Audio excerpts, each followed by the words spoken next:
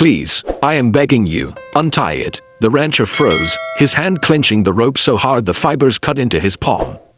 Dust swirled in the dying sun, the smell of blood sharp in the air, and the girl's dark eyes looked up at him, unblinking, desperate, the kind of desperate that eats through pride and leaves nothing but raw survival.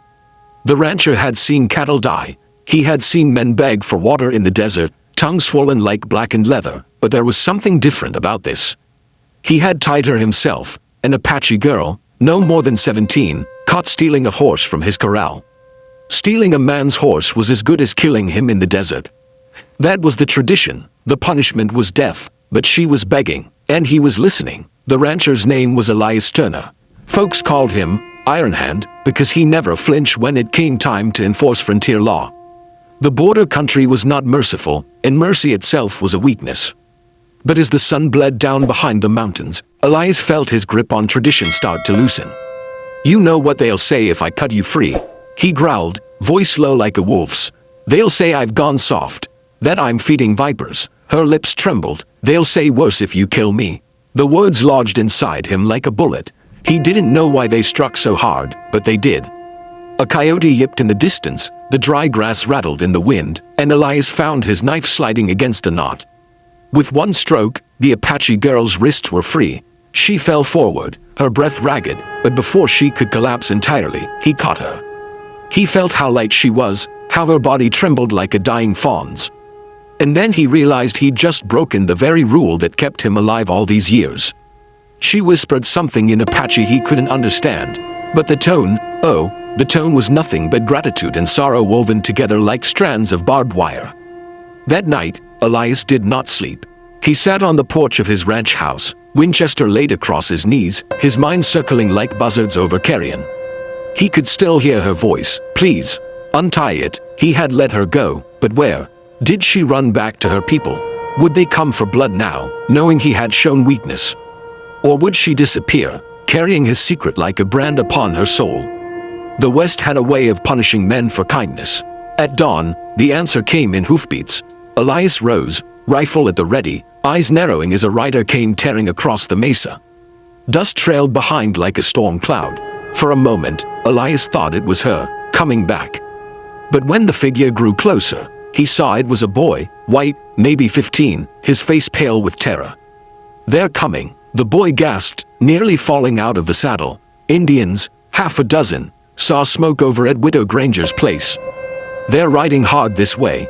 Elias's stomach turned to stone. The Apache girl, she had led them here. Or had she? His mind clawed at the thought, but there was no time. He gathered his weapons, saddled his stallion, and told the boy to ride to town for the marshal. But as Elias spurred toward Widow Granger's homestead, the question burned like fire. Had he unleashed the very storm that would drown them all? The smoke rose black against the clear morning sky, and by the time he reached the cabin, the air was thick with the stench of charred wood and death. Widow Granger's chickens lay slaughtered in the yard, feathers drifting like snow. The old woman herself was gone, no body, no trace, just gone. Elias dismounted, heart hammering, every nerve stretched taut as fiddle strings. He tracked prints, hoof and moccasin both, leading away from the homestead and into the rocks. That was when he saw her, the Apache girl, crouched near the rocks, clutching something against her chest. When she lifted her face, Elias saw not the cold defiance of an enemy, but the stricken fear of someone caught between two worlds. And in her arms was not a weapon, not stolen goods, but Widow Granger's baby, alive, wailing, wrapped in a singed blanket. Elias's heart nearly stopped. She had saved it, not burned it, not taken it, but saved it. For a long moment, they just stared across the scorched earth. His rifle aimed, her arms cradling life. Then, slowly, Elias lowered his weapon. They'll kill you for this, he said, his voice rasping like a man choking on dust. Her lips parted. They'll kill me if I don't. The sound of riders cracked the air, hoofbeats closing in, war cries echoing off stone. Elias and the girl locked eyes, both knowing what it meant. They were about to be surrounded. She thrust the baby toward him. Take it. Elias hesitated. Take it, she hissed, her voice breaking. They cannot see me with it. He took the child, feeling the weight as if it were lead and gold all at once. The girl leapt back into the rocks, vanishing like smoke in the wind, just as half a dozen warriors burst into view. Elias stood his ground, rifle leveled, the baby wailing in his arm. The leader rode forward, face painted red and black, eyes like burning coal. He spoke in Apache, sharp and furious, pointing at Elias, then the ground, then the smoke rising behind them. Elias didn't understand the words, but the intent was clear: blame, hatred, judgment. He wanted to shout that it wasn't him, that it wasn't this child, that somewhere in the rocks was a girl who had saved rather than destroyed, but no words came. Gunfire cracked, dust exploded at his feet. Elias fired back, the baby screaming, the horses rearing. The world dissolved into chaos, shouts, smoke, the iron taste of powder. He didn't remember killing them, only that when the smoke cleared, two lay dead, one wounded crawling away, and the rest vanished into the hills. Elias stood alone, trembling, the baby still alive in his arms. And then she was there again, stepping out from the rocks, her face pale but her eyes burning like stars. "You fought them," she whispered, almost in disbelief. "I had to," Elias said, chest heaving. "For the child." "No," she said, "for me." Her gaze pierced him, raw and unguarded, and Elias felt something shift inside, a weight he hadn't known he carried breaking loose. He realized he had chosen not tradition, not law, but something else.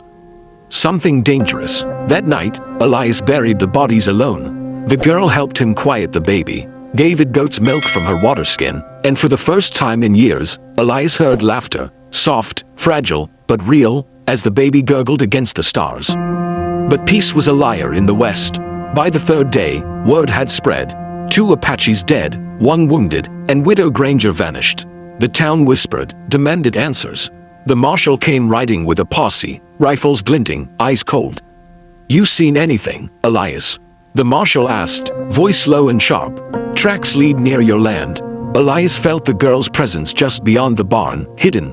The baby stirred in his arms. He looked at the men, hard men, frontier men, who lived by the code he had broken when he cut that rope. "I saw smoke," Elias said carefully. "But the tracks, they split. Could have been anyone." The marshal studied him, suspicion crawling across his face like a rattler in the grass. But after a long silence, he nodded. "Keep your rifle close. They'll be back." That night, Elias told the girl she couldn't stay. "They'll hang you," he said, hands shaking. "They'll hang me too if they find out." She looked at him, tears glimmering but unshed. "Then come with me." He wanted to. God, he wanted to. But Elias Turner was a rancher, bound to the land, bound to the ghosts of tradition. He had cattle, he had fences, he had graves behind his house. He couldn't just walk away. Or could he? Before he could answer, the sound came again, hoofbeats. Not a posse this time, not a war party. A lone rider, Widow Granger, alive. She rode up, soot-stained, hollow-eyed, but alive. She saw the baby in Elias's arms and broke down, weeping into her hands. Elias returned the child, his chest tightening. Widow Granger looked at the Apache girl, confusion and fear warring in her face. "She saved him," Elias said quietly. "Don't ever forget that." The widow nodded, tears falling. But Elias knew the truth. No matter what was said, no matter what was sworn, the girl's name would never be cleared. Not here, not in this land. The next morning, she was gone. Elias found only a single rope left behind, coiled neatly on his porch, the same one he had cut from her wrists. A reminder, a token, or perhaps a promise. And though he searched the horizon for years after, though every flicker of shadow in the canyon made his heart pound, he never saw her again. But sometimes, when the night was still, he would hear her voice in the wind, desperate, unyielding, eternal. "Please, I am begging you, untie it." And Elias Turner, Ironhand, the man who had never broken, would wake with tears burning down his face.